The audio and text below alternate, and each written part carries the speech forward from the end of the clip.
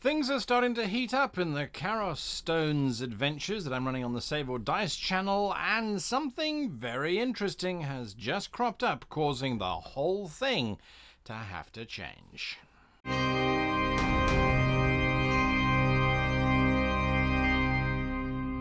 Hello my fellow Game Masters, my name is Guy, and you're watching our event special where I've been taking you through the campaign design that I have been running for the Save or Dice game that plays on the YouTube channel Save or Dice.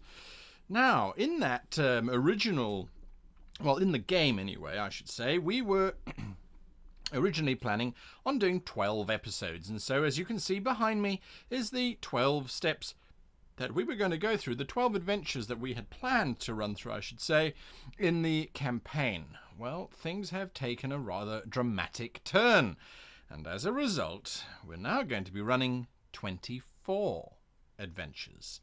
That's right, they've been so happy with the way that the games have been running so far, and the audience seems to have been responding. The players in particular have thoroughly enjoyed themselves, that they've asked me to do a second season. And when I said, well, do you want to do a second campaign, or do we just make this one reach longer? They said they're quite happy for this one to expand. Now, this isn't a problem for us because we have our template.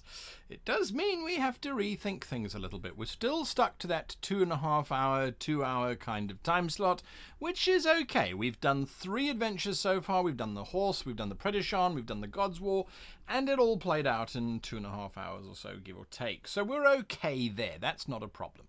But we now have double the amount of adventures that we had previously. How does this change our situation in the slightest? Well, what it does is it says that the backstory components that we originally had here, arrivederci, goodbye, so long, farewell, adieu to you and you, I can now take those out. I take them out not because we're not going to do them, but because I can now do them at my leisure. I have 5 adventures in the bag that I no longer have to worry about. So it's 5, because there's 5 players, plus the 3 adventures that have already run. That means we're 8 in, basically.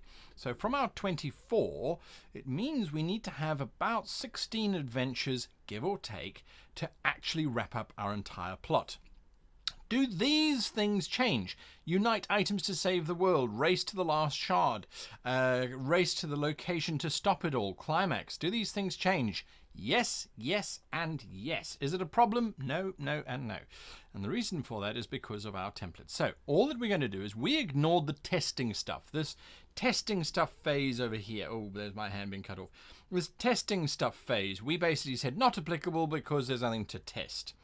Well, now there is. We now have an entire opportunity to explore a whole new facet of our game. So what are we going to explore? Well, I don't know. I have been sitting here going, right, let's do the video because it's got to come out today, as a matter of fact.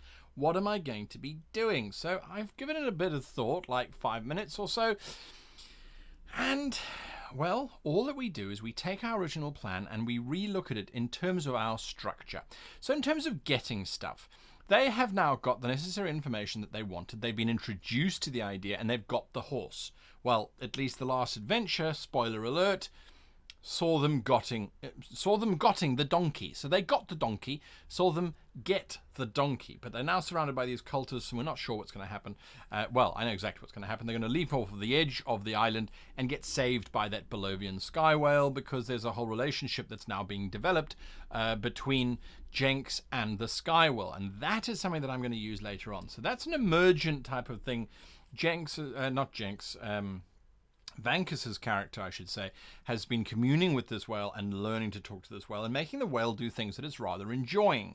So that means that there is an NPC that I can now build into. This whale is now going to be our next kind of hook, which means that thematically our perseverance theme is starting to evolve into relationships that we haven't necessarily seen before. So we've got to figure out the whale story. That means that we have some opportunities to move things around. And what I think we should do is fall back on some classic tropes, some classic ideas, instead of it being a race to get the last shard. That certainly will be the case. It is going to be a race. However, I believe that what should happen is that this race to the last shard, it needs to move up. It needs to move to perhaps here. Unite items to save the world. That needs to move here, and that's going to change. This is learn plan about items to save the world. So our next adventure is to learn the plan about what these stones are. So the players know that the stones are the heart of a god, but the characters don't. The characters also haven't met this horse very much, the donkey. They met the donkey very briefly. The donkey said one line of dialogue, and now we can move from there. So this next episode, as a matter of fact, all right, so the next episode is going to be bonding with the donkey and doing stuff. I haven't yet united the party necessarily so that they will stay together at this point. So whatever's going to happen in my next adventure now needs to unite the party together. That is not here, by the way. That adventure is not on this master plot plan. That hasn't occurred yet. Well, it won't ever be on the master plot plan, as a matter of fact. It's an emergent adventure that I need to do just to make the party stick together and to give them an opportunity to interact with the horse. This is not going to be I keep saying the horse because it's written the horse, but it's the donkey. The donkey episode is not going to be where they spend lots of time learning about the donkey and that sort of thing. I need something that is going to link them together, and I'm going to use the donkey as a very specific tool. That donkey, I think, is going to be the key that's going to keep the party together. The donkey is going to lead them to this last shard. So with the building stuff, I think what we're going to do is getting the shards is not actually going to be difficult. Getting the shards, I think, is going to be easy. What's going to be difficult is that the shards need to be reassembled. This is now where we're falling back on that trope. So instead of under building stuff having blanks, we can now fill this in with, let's see, they need to, the hearts need to be reforged. But how do you reforge the heart of a god? Well, firstly, you need, I would say you need the essence or the tears of a goddess. I'm just making this up as we go along. You know me. So, tears of the goddess. Then we need,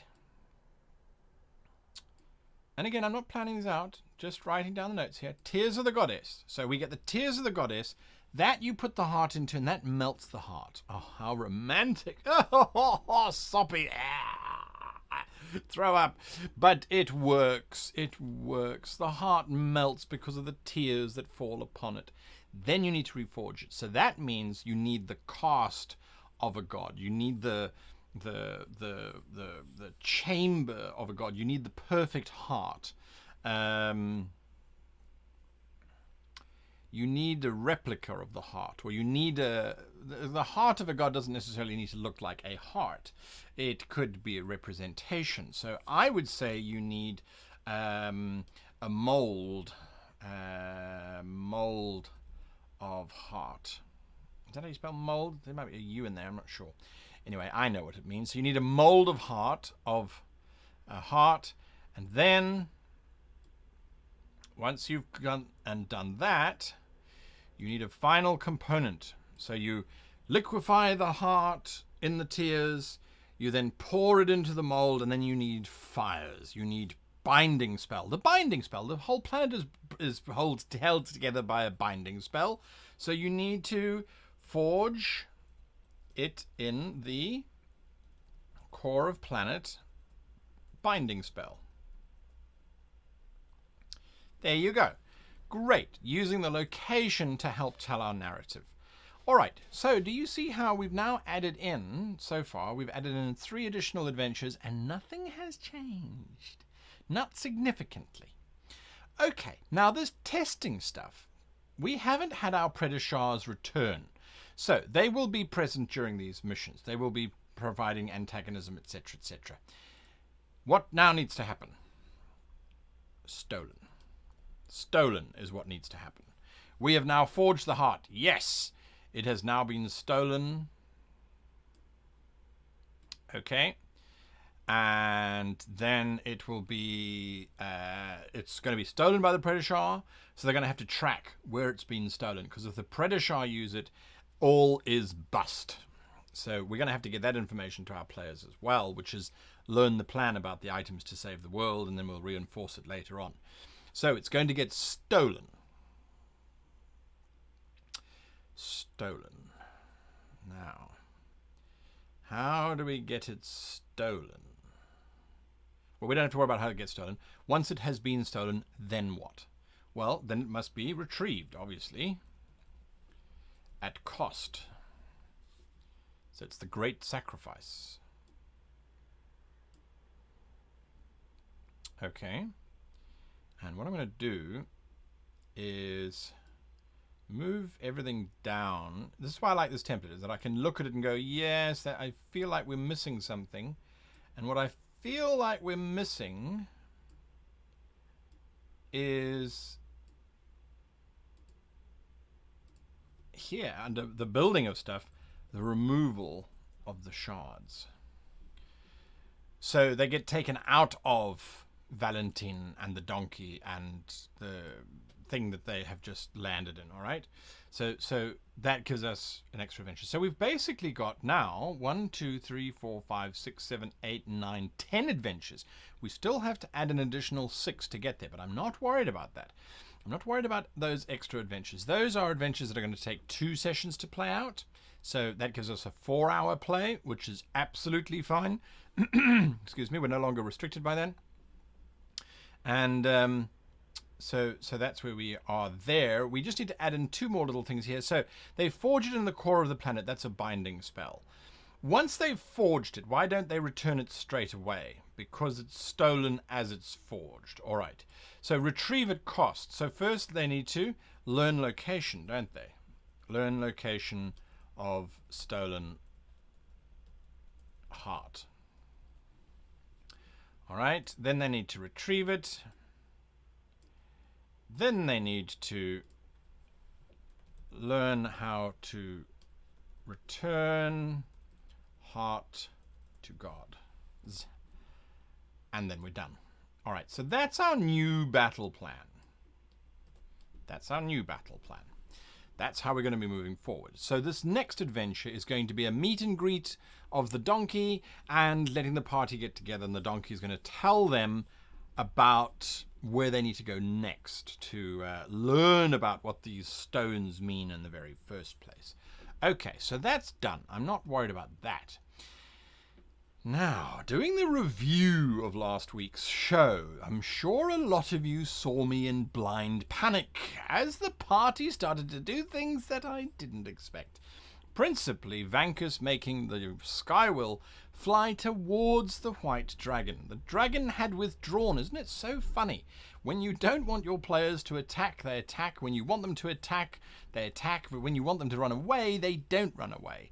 Or when you want them to not even follow, they follow. It's a wonderful thing about players. So they went after the white dragon, and thankfully, we managed to avert the crises of the white dragon attacking the Skywheel, because it would kill them all. It really would. We've set him up to be this ultra power. Even though Valentine fired arrow after arrow after arrow at him, there was still no effect. But that wasn't enough to dissuade our party of heroes. No, not in the slightest. They wanted to continue. So that chunk of time that I lost, I then had to try and make up with the city. It was made up for me, again, by the players who arrived, saw this temple thing, and dropped into the middle of the throng. I didn't have a choice. If the players had been surrounded by 400 cultists and the cultists had attacked the players' characters, there was no ways they were going to survive. There was just no option that I would have had there aside from bringing in some kind of cavalry which hadn't been established before. So the campaign was going to end. So my only logical choice was to have the cultists all run in fear and hide in the temple, inside the temple, whilst our heroes went and were heroic. They nearly died, of course, during that combat, because we had quite a few thuggists and cultists that were running around that caused them no end of grief, but they managed to triumph. However, when I realized that time was running low again, I then decided that these cultists were now going to change their tune. They were going to grow a pair and were going to attack the party. I needed to move them along. It got to the point where Vankus was making out and deflowering a virgin at the top of the temple, which is very sort of heroic in an action-adventure kind of way, but at the same time it wasn't helping move the story along. So I needed them to get to that donkey. That was our goal, to get to the donkey. So yes, we got to the donkey. Perseverance, well, yes, they persevered as much as they could until they realized that they couldn't do it anymore. Did we have a villain in that episode? Well, by virtue of the fact it actually was the Nemesis. The villain didn't make an appearance. Balok, there was no room for Balok to come in. It's quite simply, there was no time for Balok to arrive and to do anything exciting. Was it a collecting mission? Well, it wasn't really a mission as such as two events that sort of happened and they managed to get to the donkey, but they did manage to get there in the end. Okay, so what do we expect? Obstacles? Definitely, that's exactly what that happened. I'd set up that she was wearing this green gem as a diversion, of course, so that they went down to pick her up anyway.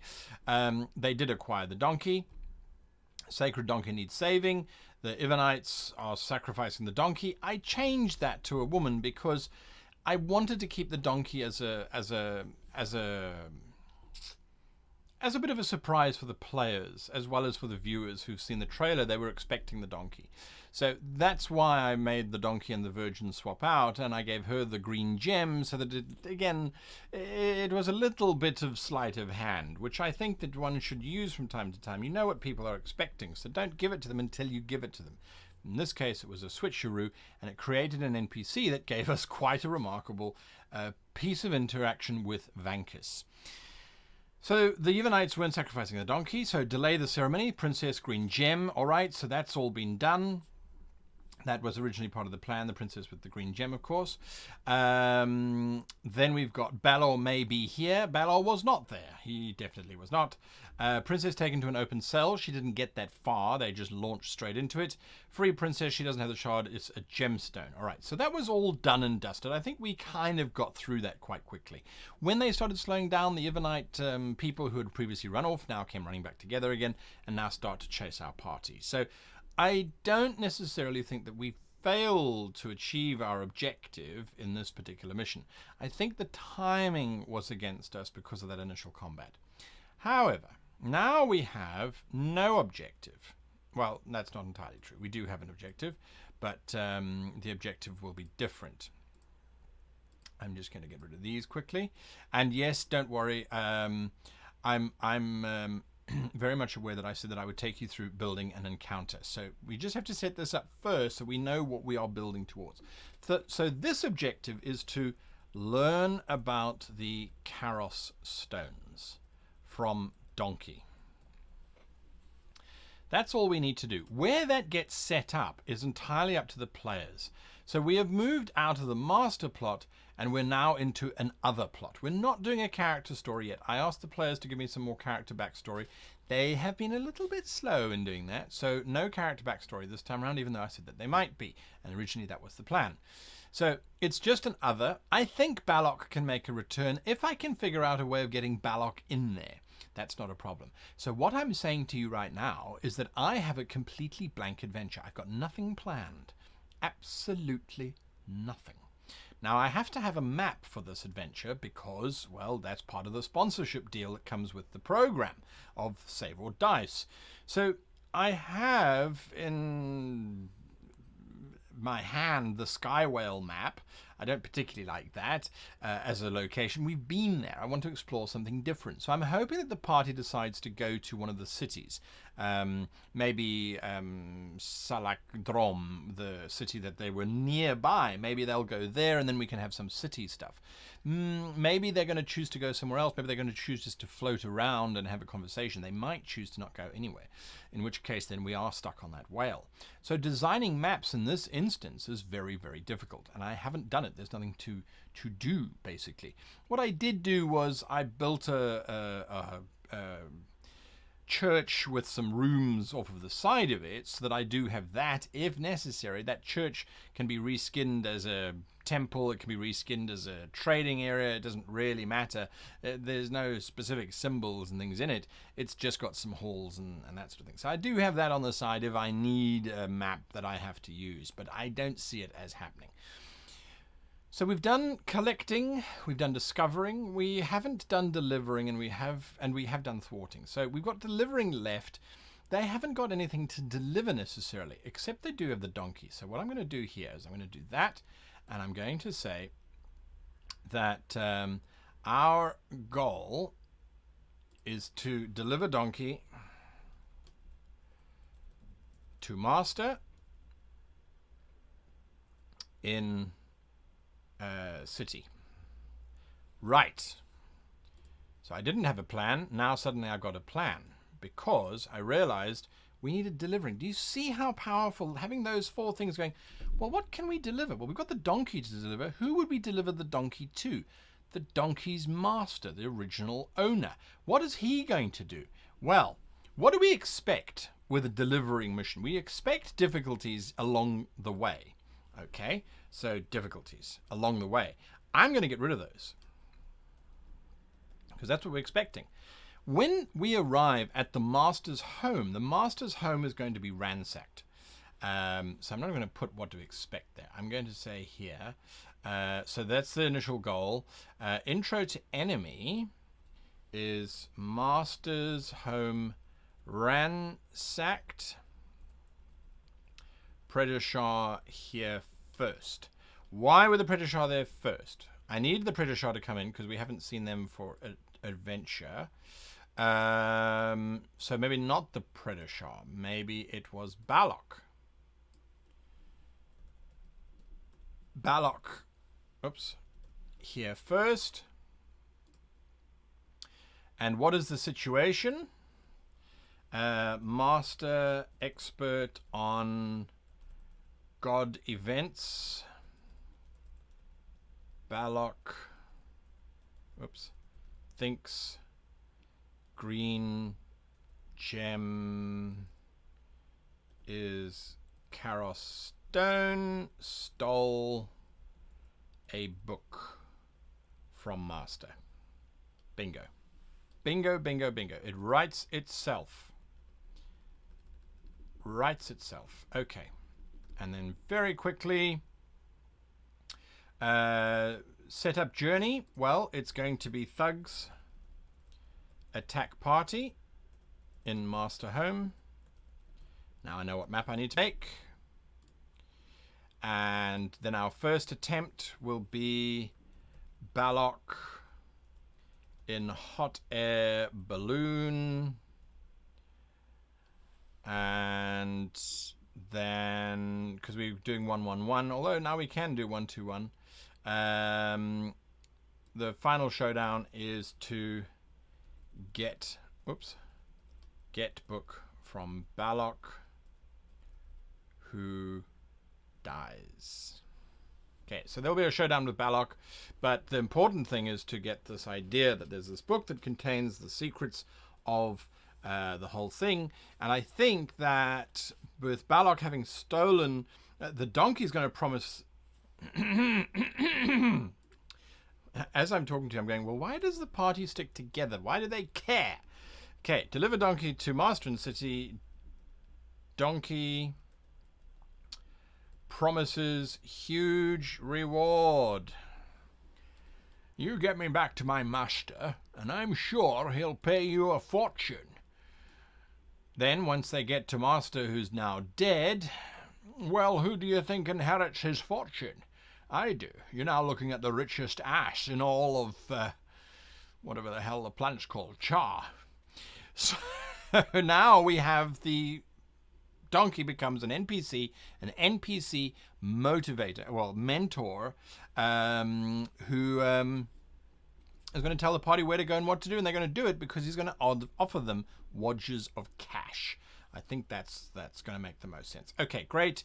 Names. I don't think I'm going to change those names. Those names we can use. I didn't use any of them. I don't don't think I used any of them in the last one, so there we go. All right, so this is the new plan. I'm just going to save this as episode 4. Now we go into Hero Forge. And with Hero Forge, I'm saying Hero Forge.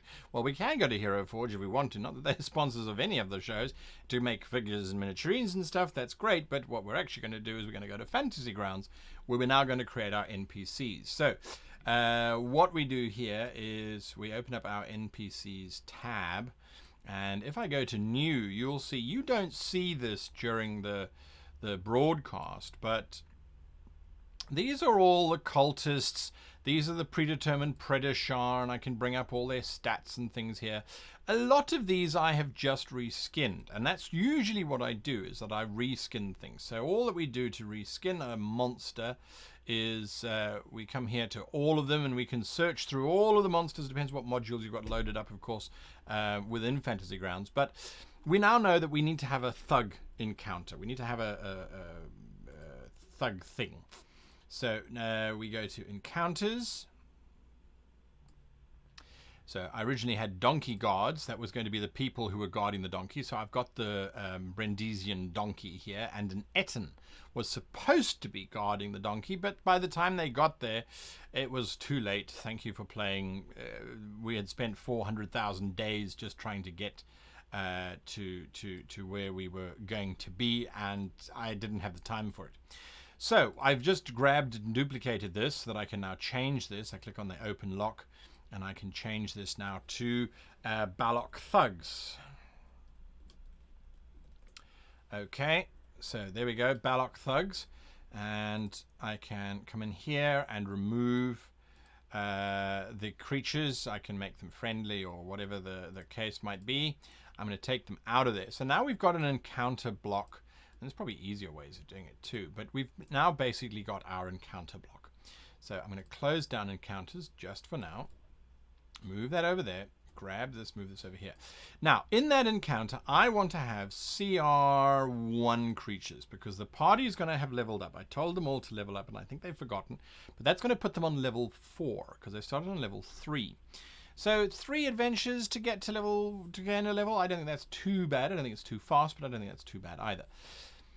This encounter with the thugs, there's 5 of them. Valentine does a huge amount of damage. You've got Vankus, who can transform into a tiger. You've got the paladin who runs around. You've got the paladin. You've got Draxus, who is a very powerful sorcerer, warlock thing in his own way. And then you've got Jenks, who does her own thing. So we've got to have, I believe, 5 thugs at the very least. I'm looking for something a little more interesting. So what's this thing? It's called a fire snake. Vulnerabilities to cold, 22 hit points. So it's going to go down in its first round.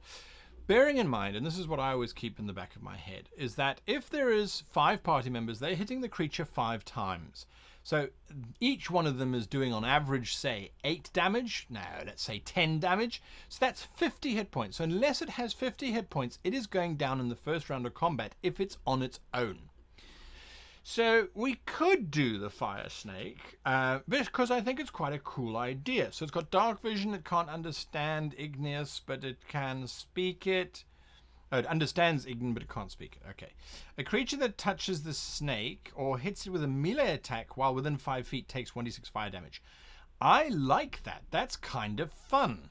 The snake makes 2 attack, once with its bite and once with its tail. Attack +3 hit for 1d4 +3 damage. Okay, so it's, 1d4 plus 1d6, and its melee is 1d4 plus 1d6. Okay. This is not bad. This is not something that's particularly dangerous, but it's not bad. So I'm going to I'm literally going to drag and drop the fire snake into Balok's thugs. Okay. Now, if I hit this reset button, this recycle button, and I hope you can see that, it automatically calculates the CR for me. CR, in my opinion, means sweet nothing, absolutely less than 0. Although it's a good guide, it shouldn't be anything that you use to determine that. So I'm going to have a fire snake. I'm going to have one of the thugs wielding this fire snake that they're going to throw in amongst the party members, because I think that could be quite fun. Is it brass? Wormling Dragon, really? A level 1 challenge? That's very interesting. Okay, but we're looking for thugs. We're looking for nasty things. So we've got a half ogre here that fits the bill of what we typed in for challenge rating number 1. Large giant, we can ignore that. 12 armor class, yeah, that's not very exciting. Plus 5 to hit for 2d8 plus 3 damage. So these guys are going to take maybe 2 or 3 hits to go down. Yeah, I think we can use these guys as our thugs. We're going to have 2 of these in there. 1 and 2. Okay, very simple. Nice. I'm thinking a challenge rating of around, because they're 4, so they should have a challenge rating. There's 5 of them, and with the whole challenge rating maths, if I remember it correctly, they should have a CR here of at least 5 in order for it to be an equal match. 7 would make it difficult. Less than 5 would make it too easy. I want this to be fairly tough. So we're going to have half ogre 1 and half ogre 2. I'm just going to go in here if I can. Can I? Yes, I can. Open this up, and I'm going to change. Can't I unlock this? Read only? Why is it read only? Oh, because what I need to do is go half ogre and drag it into the space, go to new and find my half ogre, which I can now drag in there. I should be able to now remove that one because we don't want 2 of them. And when I open him up, I should now be able to unlock it. Okay, good. Sorry, it's just the mechanics of how this works. So I can now call him Thagidash, the Chaotic. Alright, so now he is Thagidash the Chaotic, I think. No, still nothing. Oh, it's probably changed here to Thagidash. Alright, so, alright, okay. Sorry about that. A little bit of confusion. So if I need a name, his name is Thagidash. Okay, so we've got Thagidash. Alright, but back to building our CR encounter. So we've got 3 things which are relatively difficult, but they're not very difficult. I want to have a trophy character, someone who's really tough and is going to require the party to kind of work together to overcome it.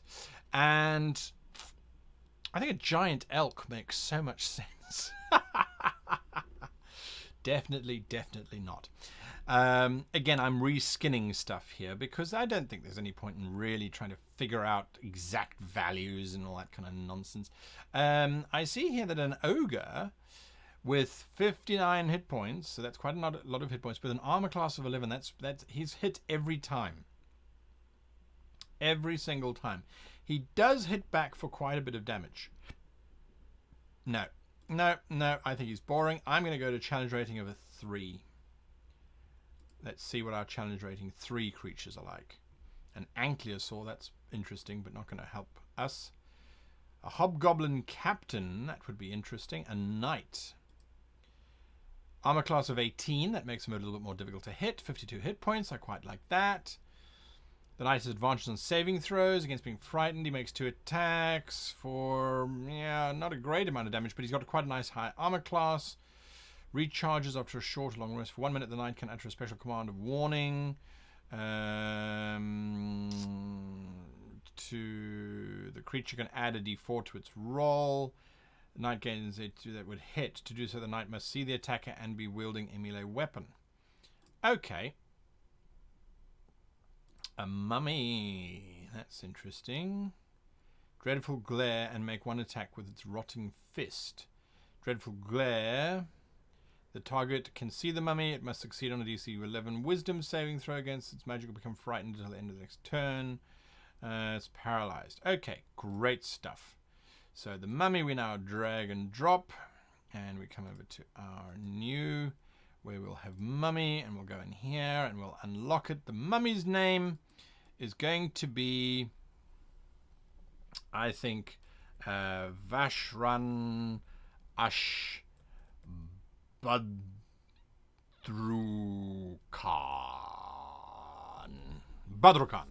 Vashranash Badrukan.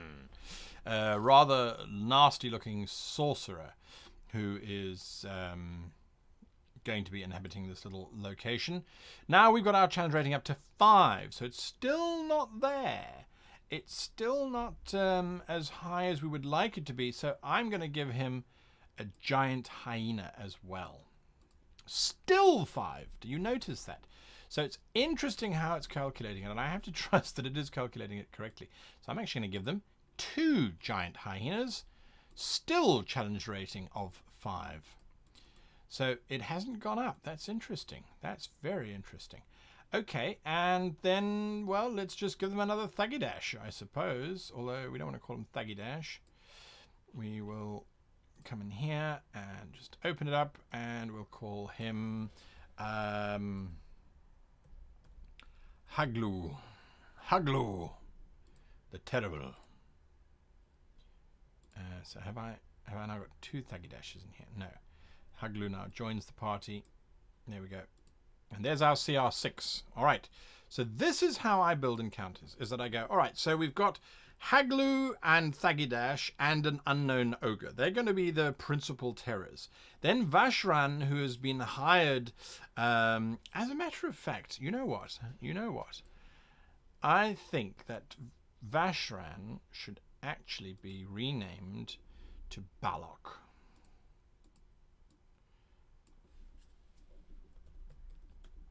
So that Balok can run away when they need to. And I'm just going to pump up the stats here. They can run away when they need to. I think that makes the most sense. And I'm going to give him a 16 intelligence. Because I want him to be able to understand that. He's not going to have the vulnerability to fire. He's not going to have the damage resistances. He won't have immunities, but he will have that, and he'll have a magic amulet that allows him to do the actions of an actual mummy. Okay, great. So Balok is now there. Okay, we're still sitting on CR6. So there is our encounter. We've got 3 ogres, 2 hyenas, and a fire snake. The fire snake is going to be on Balok, so that when Balok is getting ready to attack, or when they're attacking Balok, the snake suddenly rears up and starts burning everybody. Balok, of course, is immune. Then, of course, the 3 ogres will have these hyenas, and that's going to be an epic combat. Once they've escaped, Balok is going to try and make his way to his hot air balloon. There'll be a bit of a chase. The whale can catch up. That gives Vankas time to talk to the whale. The donkey tells us about the book that was stolen, and bingo, they get the book back. That should be quite enough for us to be able to have an entire adventure, and I think that will work perfectly. Now, what I really like is that I can take this and drag it down here to replace the temple followers, so that when I then click on it, it will open up Balok's thugs. I have them there already. There's my Skywell map, so that's ready to go. Donkey guards I don't need anymore, so I can actually just drag those. I'll just erase over those. And we certainly don't need the well, we might need the temple, because that remembers where everybody was from the last session. So we've got it all stored here on Fantasy Grounds. Anyway, until the next time. Well, there won't be a next time necessarily. I'm not sure if you want me to continue doing these videos. We've now kind of covered almost all contingencies. We've built an encounter to a degree. We've built the dungeons. We've built the maps. We've now basically set it on course. If you want me to talk about anything else, you know what to do. Put it in the comments down below. Let me know, and I'll do it. Obviously, I want to try and help everyone as much as I can, and if I can provide insight, all the better. If you want me to continue with reviews afterwards, I can as well, but I think you've seen my process now. I've got my plans, and I try and bring it back on track as much and as often as I can. So, let me know. And until next time, thank you for watching this special event series. Goodbye.